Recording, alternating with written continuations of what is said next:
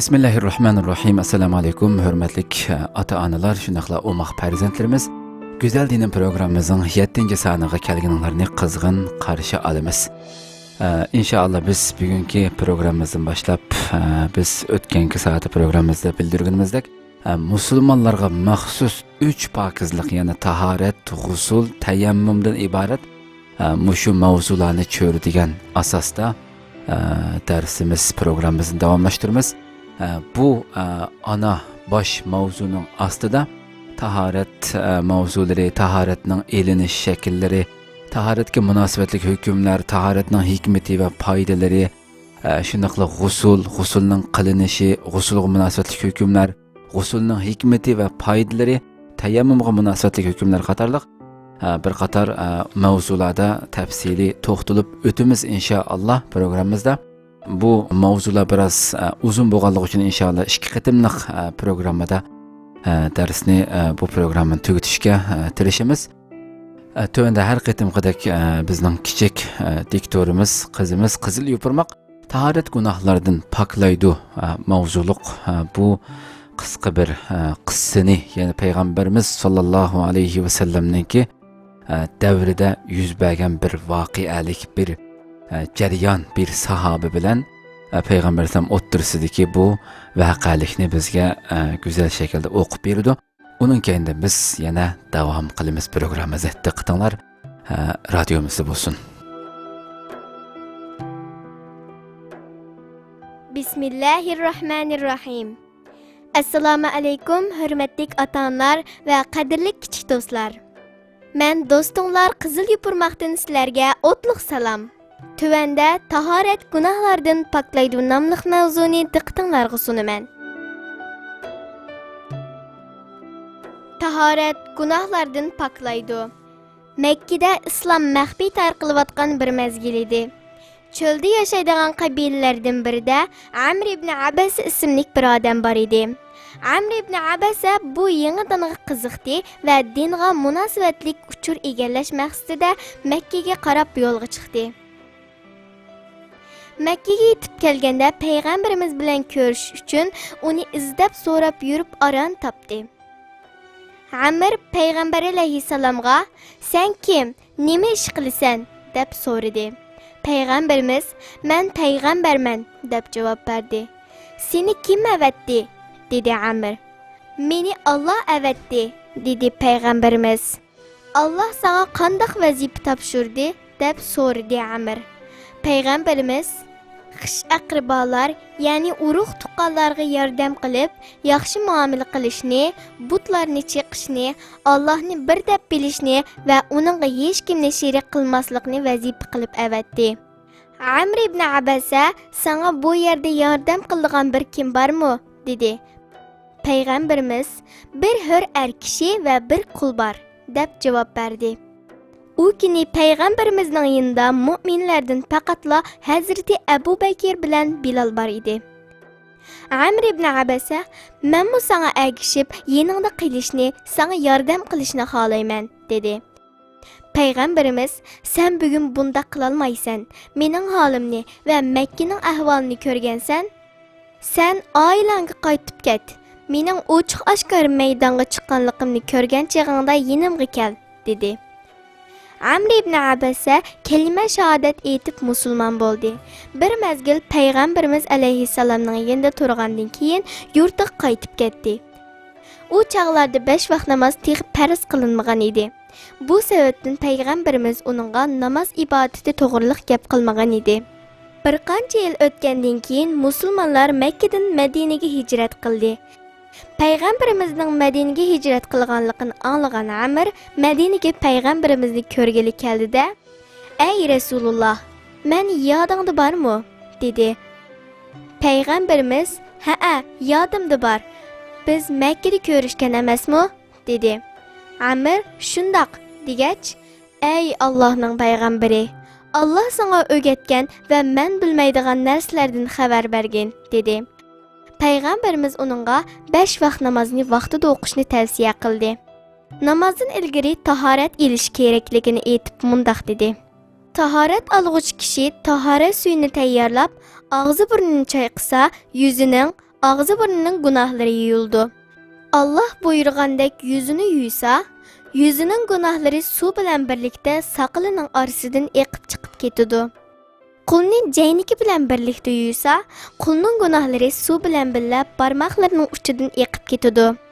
Beshiga masih qilsa, beshining gunohlari suv bilan birga chechining uchidan to'kiladi.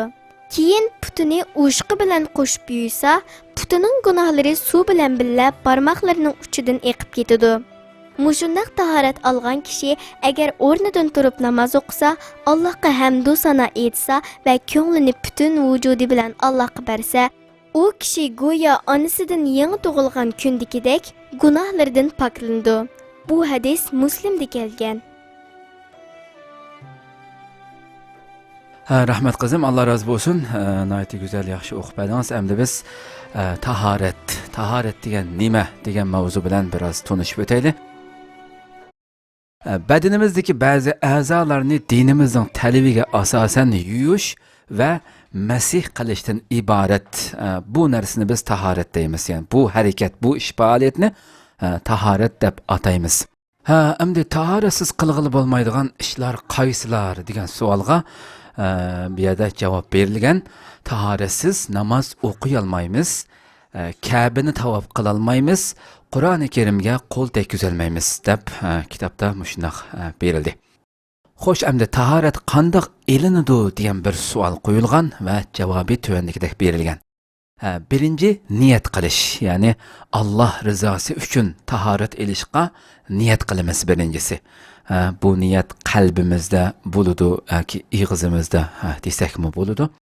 Ikkinchisi A'udhu billahi minash shaytonir rojim. Bismillahirrohmanirrohim degach tahorat elishni boshlaymiz. Ya'ni buning ma'nosini qadrli o'maq bolalarim, ya'ni Allohning rahmatidan qo'g'langan shaytonning azdurishidan, shaytonning yomonligidan panoh tilayman degan gap. A'udhu billahi minash shaytonir rojimning ma'nosi Bismillahirrohmanirrohim shu, nayt shafqatlik va mehribon Allohning ismi bilan boshlayman deb bu so'zni degach qana qilamiz, tahorat elishni boshlaymiz. Uchinchisi qo'limizni biligimizgacha yuyamiz. To'rtinchisi o'ng qo'limiz bilan og'zimizga suv elib, og'zimizni 3 qitim chayqaymiz. Beshinchisi o'ng qo'limiz bilan burnimizga 3 qitim suv berib, so'l qo'limiz bilan mishqirib burnimizni pokizlaymiz. Oltinchi yuzimizni 3 qitim yuyamiz. Yettinchi avval o'ng, ondan so'l biligimizni jaynikimiz bilan qo'shib 3 qitim yuyamiz. O'ng qo'limizga suv elib, beshimizga 1 qitim masih qilamiz. 8. Chimchiloq barmoq yoki ishorat barmoqimiz bilan qo'liqimizning ichini, bosh barmoq bilan qo'liqimizning orqasini 1 qitim silaymiz, ya'ni masih qilamiz. 9. Qolgan 3 barmoqimizning orqasi bilan gadinimizni silaymiz, ya'ni masih qilamiz. 10. Avval o'ng, ondan so'l putimizni o'shqimiz bilan qo'shib yuyamiz. Shunday qilib, bu ishlar bilan, bu 10 turlik ish bilan qanday bo'lgan bo'ldi? Tahoratimiz nihoyat go'zal shaklda bir tahoratni olgan bo'lamiz. Suyimli payg'ambarimiz mundaq deydi: Sizlardan kim tahorat olsa va buni eng chiroyli shaklda olgan bo'lsa, ondan ashhadu an la ilaha illalloh va ashhadu anna Muhammadan abduhu va rasuluh. Ya'ni guvohlik beramanki Allohdan boshqa iloh yo'qdir va yana guvohlik beramanki Muhammad sallallohu alayhi va sallam Allohning bandasi va elchisidir degan bu so'zni desa, uningga jannatning 8 eshigi ochiladi. Qaysini xolasa shuningdan jannatga kiradi deydi suyimli payg'ambarimiz. Nima degan go'zal hadis? Bu hadis Abu Davud va Tirmizida kelgan.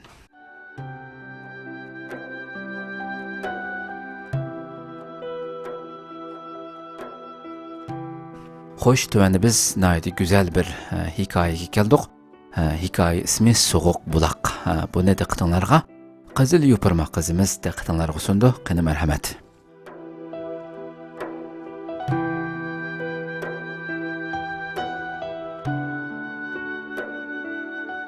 Tövəndə Soğuq bulaq namlıq hekayəni diqqətinizə sunaman. Soğuq bulaq. Tahir sinifini a'lo natija bilan bitirdi. Ota-onasi uning yozliq ta'tilini ma'nilik o'tkazish uchun uni yezg'i tog'asining yeniga avatmoqchi bo'ldi. Tahir bu xabarni anglab nihoyat xushal bo'ldi. Tog'asi bir necha kundan keyin keldi. Tahir yezi haqida qiziqsinib to'xtamasdan savol so'raydi. Hammadan bak tog'asining o'g'li Solihni ko'rgisi kelgan edi. Uning bilan ko'rishmagili uzun vaqt bo'lgan edi. Oqshomdan boshlab yo'l tayyorligi qilindi. Tahir hayajonlanib, kechasi ko'ziga uyqu kelmadi. Minbar tezlikda tong otdi. Tahir atiganda tog'asi bilan birlikda yo'lga chiqdi. 10 soatga yaqin yo'l yurgandan keyin yeziga yetib keldi. Tahir qisqa vaqt ichida yeziga kunib ketdi. Solih bilan mu obdan chiqishib yaqin do'st bo'lib ketgan edi. Chilg'ida lay uylar yasaydi, dalida velosiped minatdi. Cho'ng dadisi o'tin yog'och to'plagandimi ular o'yin o'ynaydi. Bir kuni kechda Ali buvay ko'rpa ustida yostiq chalishib jidallashayotgan navrilarini yiqimliq ovozda ogohlantirdi. Tizdan uxlamasanglar, ati men bilan yayloqqa chiqolmaysizlar. Tong otganda yo'lga chiqaman. Uyg'onolmaganlar yezda qoldi. Tahir bilan Solih buni anglab tizli uxlab qoldi. Atisi atigan kun chiqishdan ilgari Ali buvay navrilarini ilib yo'lga chiqdi. Bir oz yantu ko'ringan egizlikdagi yayloq yo'li dastlabda xeyli yaqinda ko'ringan edi. Mana endi kun chiqib atrof isishga boshlagandan keyin yo'l yurishmi tezlashga boshladi. Yayloqqa boradigan toshliq soy yo'li mangan siri tugamayotdi. Ali bovay bir tarafdan eshiga qora qachonning tizginini oldiga tortqash, bir tarafdan navrilariga qarab, "Chaqqanroq bo'linglar bolalarim. Bu egizlikdan o'tgandan keyin sovuq buloqda dam olamiz. Yana bir oz g'ayrat qilinglar", dedi. Sovuq buloq degan bu ism Tahirning qulqiga chiroyli anglanib, "Buva, bu sovuq buloq degan yer qayerda?" deb so'radi. Buvisi bilan Solih kulimsirdi. "O'g'lim, sovuq buloq bu egizlikning oldidagi bir buloqning ismi. Yayloqqa chiqadiganlar u yerda to'xtab dam oladi. Putini sovuq suvga chilab o'ltirib, harduqini chiqaradi. Endi qo'g'in yoki tavuz ilib olgan bo'lsa, buloq suyiga chilab sovutgandan keyin pichib huzurlanib yeydi. Buva, bizmi qo'g'in tavuz ilib olgan bo'lsak-chu kashki?" Ali buvay orqada harg'in holda so'kuldab kelayotgan eshakni ko'rsatib, xush xabar berdi. Avu xurjunning bir tarafiga oziq tuluk, yana bir tarafiga qo'g'in tavuz qachilog'liq. Yayloqqa chiqishda qo'g'in tavuz ilib mangmaydigan ishmi bo'lamdi? Muzdek qo'g'in tavuz va dam elish to'g'risidagi parang bolalarni xushal qilgan edi. Ammo eshak qarqachon bek osti mengvatadi. Tahir eshakning yeniga kelib, qo'li qig'ib pisildidi. Buni ko'rgan buvisi so'radi. "Tahir bolam, eshakka gap qilyapsan? Qarqachaning qulqiga oldimizda muzdek qo'g'in ziyofati bor" dedim. "Qarg'ina buva, endi tez mengvatadi." Bir ozdan keyin sovuq buloq yiroqdan ko'rindi. Buloqqa yaqin kelganda bolalar buvisig'imi qarmasdan buloqqa qarab yugurdi. Issiqda pishib ketgan putlarni shig'il toshlar ustida eqiyotgan salqin suvga chiladi. Ammo tizdan putini suvdan tortdi. Suv haqiqatan bek sovuq ekan. Bekordan bekor sovuq buloq degan ism qo'yilmagan ekanda buningga, dedi Tahir. Egiz bir chinar daraxining ostidagi toshliqdan bo'ldiqlab chiqayotgan sovuq suv Tahirni bekla hayron qoldirgan edi. Yozdagi to'miz issiqda muzdek sovuq bir suvning qandoqlarcha toshlarning orasidan bo'ldiqlab chiqib eqiyotganligini buvisidan so'ramay turolmadi. "Buva, bu issiqda bu suv qandoqsiga shunchalik sovuq oqalaydi? Tonnelarcha suv, bu egizlikka mashina yo'q, turbi yo'q, ahvolda qandoq yo'tkab kelingandu?" Buvisining javobi qisqa ham aniq edi. "Bu suvni va koinotni yaratgan Alloh uchun hech qanday qiyin ish yo'q bolam. U bir narsaning bor bo'lishini xolasa, bor bo'l, deydi-da, u narsa borliqqa keladi. Allohning qudrati cheksizdir." Bu chaqda Ali buva xurjundagi qo'g'in bilan tavuzni ilib, buloqning yendiki kichik ko'lchakka qo'ydi. Birdamdan keyin soğuq muzdek bo'lgan qovğun tavuzni ko'lchakdan ilib, qitiq va non bilan birga mazza qilib yeyishdi. Soğuq tavuz va qovğun ziyofatidan keyin Salih bilan Tahir tog' omuti terish uchun ketdi. Ular omut terib qaytib kelganda, Ali bova buloq bo'yida bir tosh ustida o'ltirib, qo'lni yuyib keyin og'zi va burnini 3 qitimdan yuydi. Qo'liga suv ilib yuzini 3 qitim yuydi. Arqadanla avval o'ng bilakini, ondan so'l bilakini yuydi. Ho'l qo'li bilan beshini siladi. Ondan quliqini va bo'ynini barmoqi bilan siladi. Eng oxirida putini yuydi. Tahir buvisidan so'radi: "Bova, nimishqa baldurli tahorat olding? Texi namoz vaqti bo'lmadi-ku?" "Namoz vaqti texi kirmaganligini bilaman, bolam. Peshin namozini inshaalloh yaylaqda o'qiymiz. Ammo hozir tahorat ilib olay dedim. Chunki davomli tahorat bilan yurish ibodat hisoblanadi. Shundoqla ko'p savob bo'ladigan oson va ko'ngilli ishlardan biri tahorat bilan yurishdir", dedi buvisi. Salih bilan Tahir tang so'radi: "Qandaqsiga? Bir mo'minning tahorati bo'lsa, yomon ishlardan yiroq tursa, farishtalar uning uchun ibodat savobini yozadi. Uningdan boshqa qo'g'dig'uchi farishtalar tahorat bilan yurgan kishini shaytonlarning sharridan saqlaydi. Suyimlik navralarim, tahorat ilish naqadar oson va foydali bir ibodat emasmikan?" Bu xush xabarni anglagan bolalar yanglarini turib, hayajonlangan holda tahorat ilishga boshladi. Eshak qarqachanning o'shnisiga xurjunni artgan Ali bova: "Chaqqan bo'linglar bolalarim, tezroq yo'lga chiqayli, yayloqqa yetib berishqa, ya'ni 2 soatlik yo'limiz bor", dedi.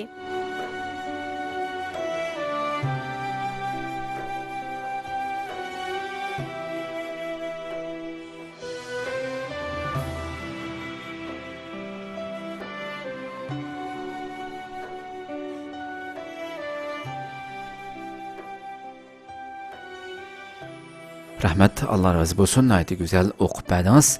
Endi biz tahoratning foydalari haqida biroz to'xtalib o'taylik. Tahorat bizni ibodatga tayyorlaydi.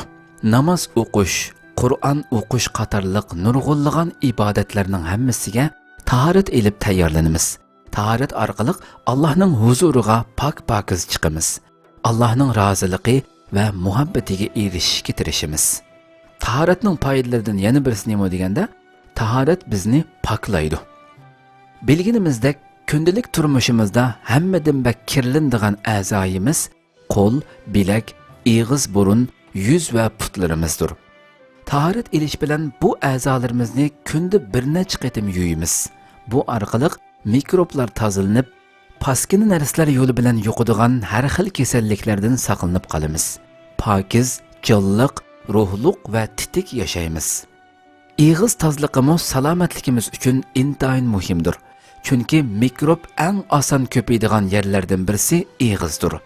Har qitim tahorat olganda og'izimizni pokiz yuyish orqali mikroblarning og'izimizda makon tutishining oldini ola olamiz. Shundaqla badbo'y og'iz puruqi bilan atrofimizdagilarni beorom qilishdan saqlanamiz. Tahoratning yana bir foydasi, tahorat modda almashtirish sistemasi va nervi sistemasini rahatlatadi. Sog'lom yashash uchun badanimizdagi modda almashtirish sistemasi va nervi sistemasining yaxshi ishlashi zarur. Sog'lom yashash uchun badanimizdagi modda almashtirish sistemasi va nervi sistemasining yaxshi ishlashi zarur. Tahorat olganda a'zolarimizni pokiz suvda yuyish, modda almashtirish va nervi sistemasining tartiblik xizmat qilishiga foydali. Bu orqali badanimiz texmo sog'lom bo'ladi. Tahoratning yana bir foydasi, tahorat yuzimizni go'zallashtiradi. Tahorat elish yuzimizdagi inchika qildan tomirlarning qon aylanish xizmatini yaxshilab, yuzimizga qo'riq tushishning oldini oladi. Bu sababdan tahorat elib namoz o'qiydigan odamlarning yuzlari nurliq, rangi ruxsari go'zal bo'ladi. Suyimli payg'ambarimiz qiyomat kuni bizni yuzimizdagi tahorat izining porloqligidan tunuydiganligini aytgan. Shunaqli tahorat qalbimizni yomonlikdan poklaydi. Har qitim tahorat olganda Allohni aslaymiz. Shaytondan uzoqlashib, farishtalar bilan do'st bo'lamiz. Buning bilan tahorat bizni gunohlardan saqlaydi. qalbimizni yomon niyat, nachar o'y xiyollardan pokizlaydi. Shundaqla tahoratning foydalaridan yana birisi tahorat bilan yurganda ibodat savobiga erishgili bo'ladi. Tahorat bilan yurganda gunohlardan saqlanib o'tgan har bir vaqt ibodat bilan o'tgan vaqtga o'xshash hisoblandi. Shunga tahorat bilan o'lsak, ibodat holatida o'lgan bo'lamiz. Bu bizga Allohning bebaho ihsonidir.